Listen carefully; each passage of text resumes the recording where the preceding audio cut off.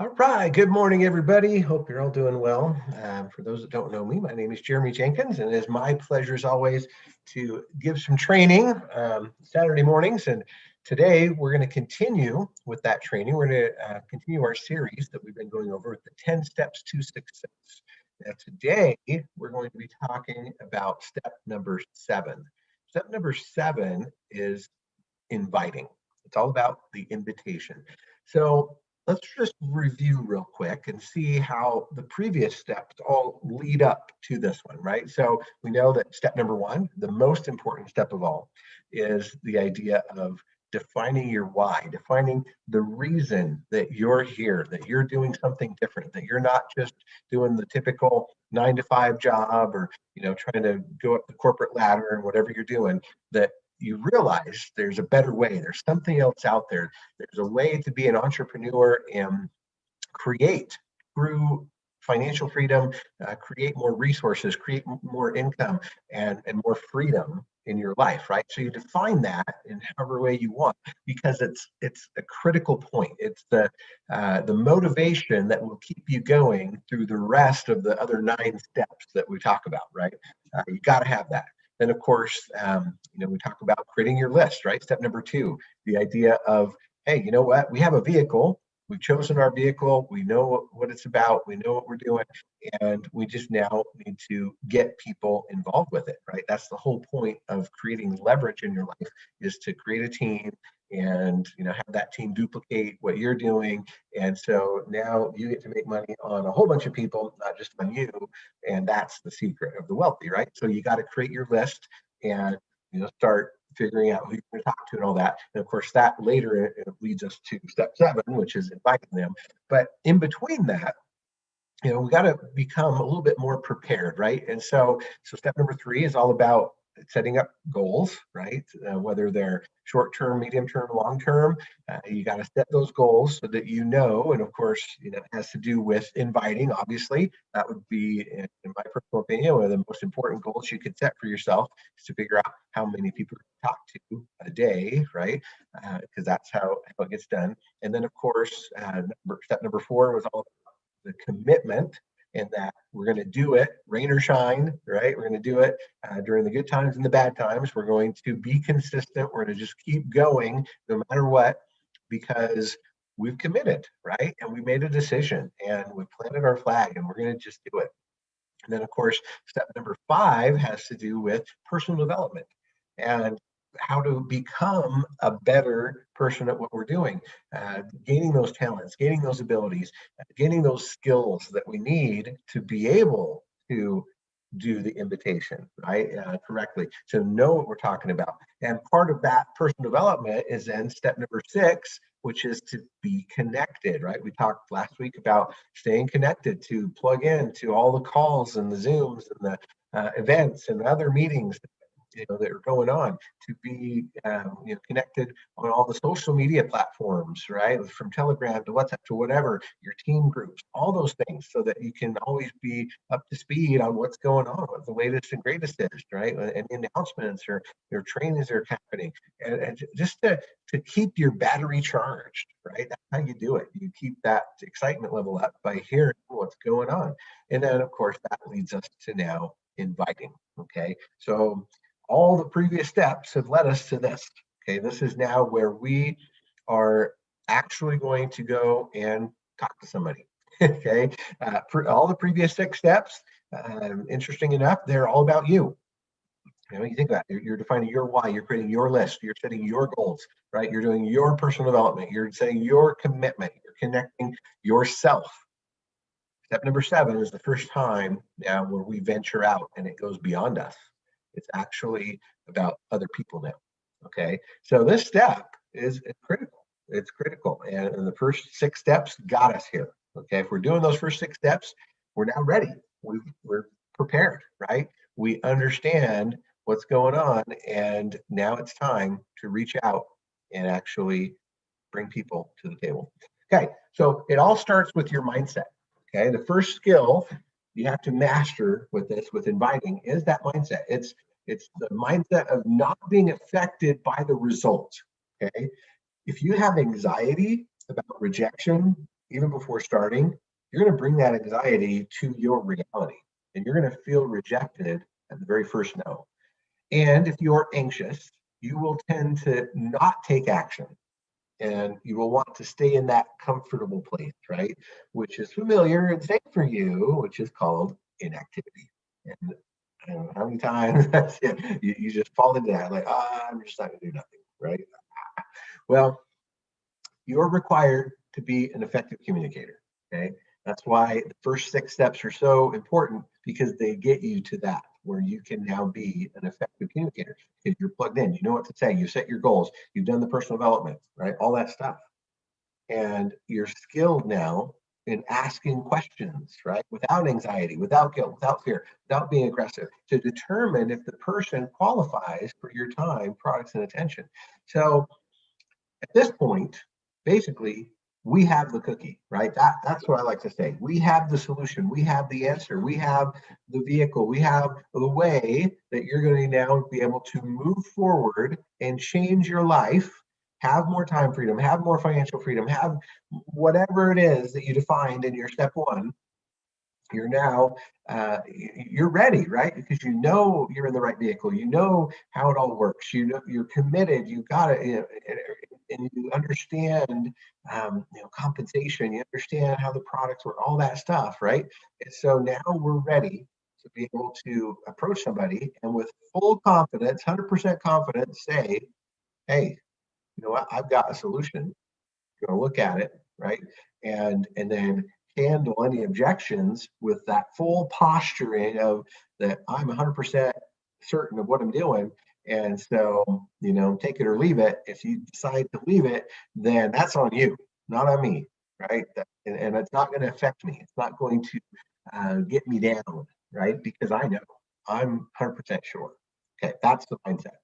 Now, the culture, the main reason you are not successful, honestly, if you have not had success up till now, is because you're not prospecting or inviting every single day.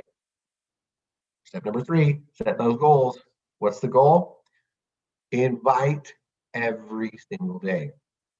Remember, when you're inviting people, you're looking for people you can help, right? You're not selling. You're not trying to just get somebody's money. You're trying to help. You got to look at it that way. You have to have that perspective. When you're talking to somebody, you're not trying to convince them, right? Hey, you should come do this. You're trying to help. You are literally throwing them a lifeline. You're offering something that can change their lives significantly. Okay. So you got to have questions like, hey, how you doing? How seriously are you about improving your health or your finances or whatever it is that you found your prospect needs, right? Because you're going to talk to them, you're going to see what is it they need, right? They need financial education. Do they need to understand? Do they need a health and wellness kind of thing, right? Or are they just overall needing more money? Okay, so you get to know them, and then now you offer the solution.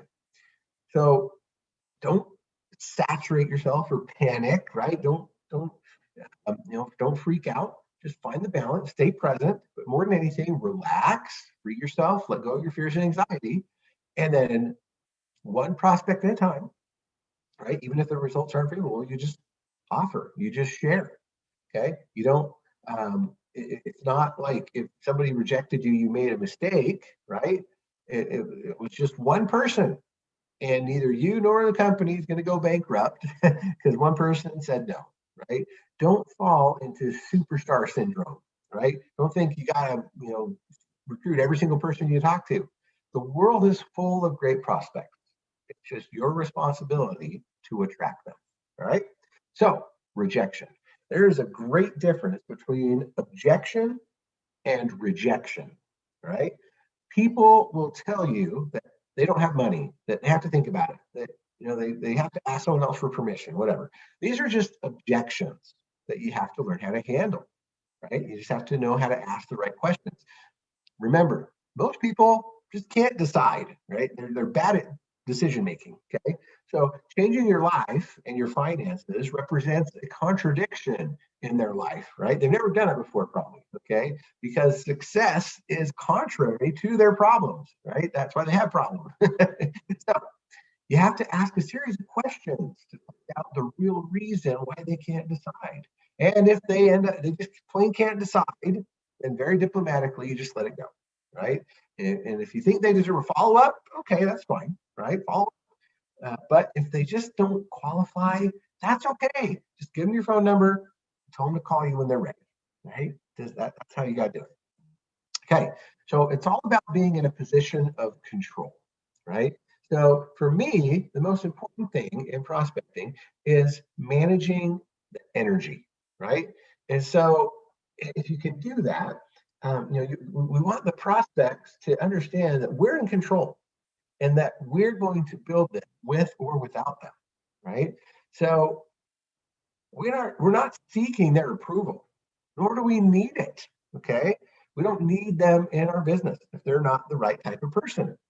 Just that's the kind of attitude we have to have. We have to be like, we're in control, we know what we're doing, we have the cookie, right? We have the solution. And so if this is not for you, we're not going to force it, right? We're not going to make you do this. Of course not. Okay, so there's a defining point.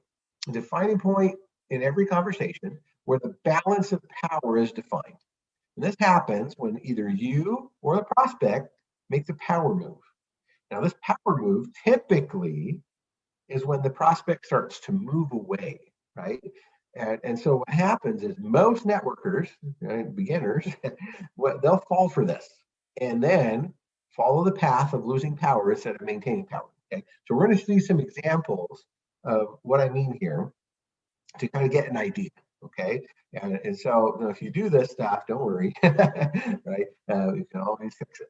All right. So the example number one, the prospect says, "I don't think I could do this kind of business." Well, what's the rookie going to do, right? The beginner is going to say, well, "Why not? You know so many people. You would be great for this, right?" Well, you know what happens if you do that?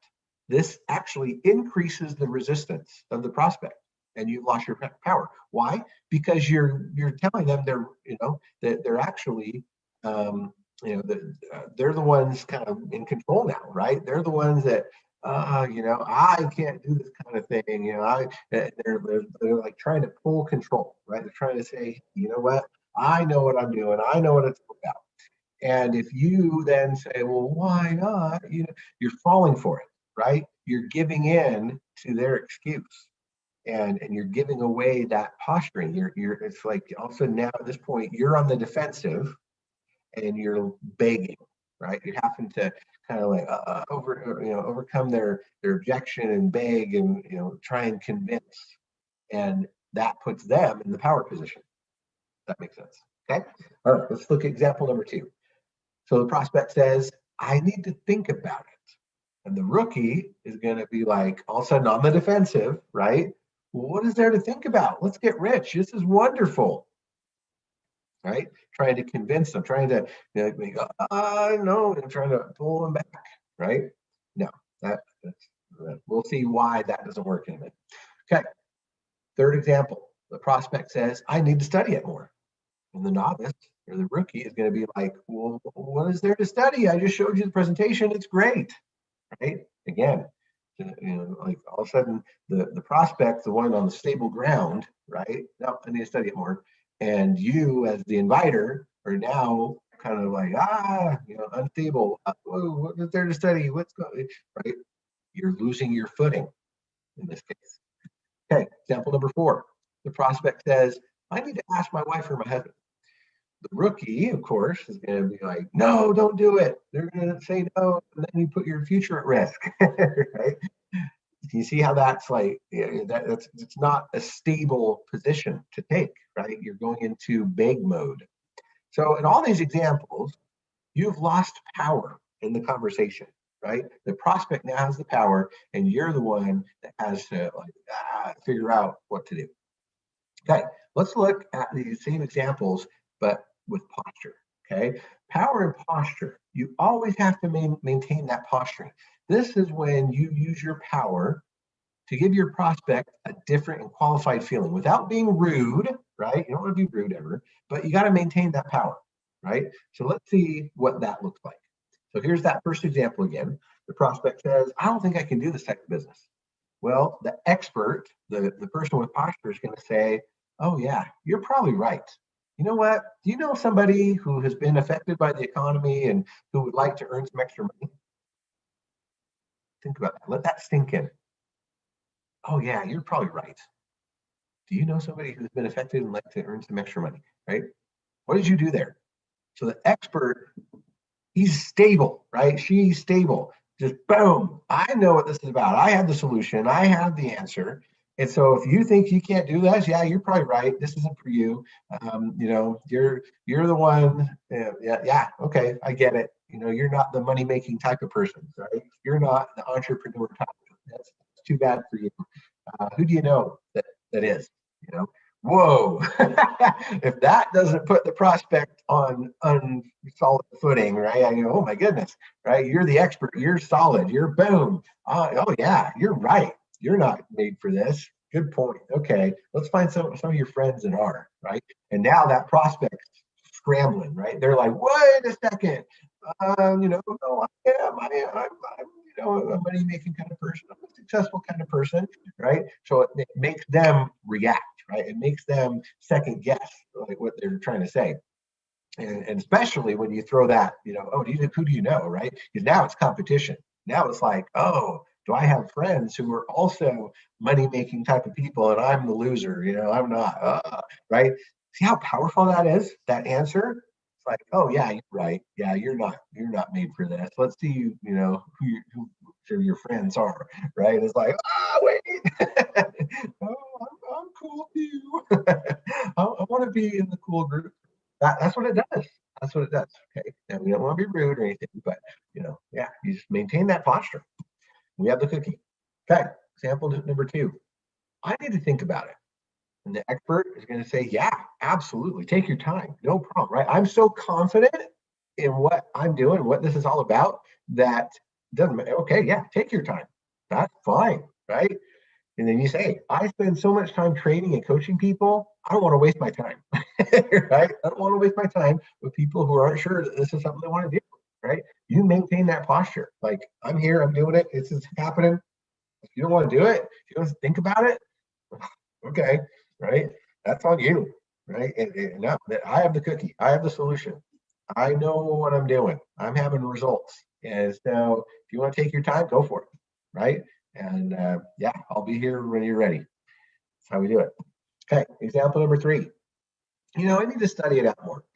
The expert's going to say, yeah, that's great. There are so many videos, we have on the internet. You can go watch them, go study the stuff, right? I suggest you look at each one before deciding so that you can be sure that this is right for you. Because we do so much training that we just need to be sure that this is the right type of business for you, right? It's going to be a good fit. No problem. Right? You just ooze confidence there. You're just like, yeah, absolutely. Go learn it, go study it, go understand it, and we're ready when you are, right? Just maintain that posture, maintain that firm foundation of yeah, do it. Let's go. Okay. And then of course, the 4th one, the prospect says, I need to ask my wife or my husband about that. And the expert's going to be like, you bet, perfect. That's a great idea. Before I spend a lot of time training you, I want to make sure that this is a good option for you and your family, right? Yeah, why not? If you're sure, if you're confident, if you're 100% convinced that what you're doing is the right thing, it's the solution, it's the answer, right? We got the cookie here. Then what's the problem, right? For sure, go ask your spouse. Yeah, they'll see it too, right? And come on, let's set up a call with them. I'll show them what this is all about. Show them what we're doing, right? Absolutely. And what it does is it keeps you in control. It keeps you with the power, right? And the prospect is going to be like, wow, this must be good. Okay, yeah. If they're that sure that even my spouse is going to say yes, okay, all right, yeah. And so you see how that works, how you're maintaining that stability and that you have the answer instead of begging. Okay. So does it work? That's the question. Perhaps many of you are thinking, but these answers are not going to work to sign them up right in the moment. And it's true, right? Because we don't want to pressure people to sign up just to have them resign the next day, right? Give up. So yeah, one-time direct bonuses are great and everything. You want to earn your money, but we prefer to have people who are going to stay long term so we can have residual income. That's the secret here, right? We're not salespeople. That's not what we're doing here. We're not trying to sell people like one time, right? It's not like, hey, you're a vacuum salesperson and you're like, hey, you got to buy this vacuum, right? If they don't get it right then it's just done, right? It's over. They're never coming back. You lost the sale. No, we're not talking about sales here. We're talking about team building. We're talking about creating leverage. We're talking about networking, right? And providing solution and teaching people and coaching people and showing them how to use the vehicle to be able to create that residual income. So if they have to leave for a day or two to go talk to their spouse or study it or whatever, then you know what? That's okay, because we're not losing the sale.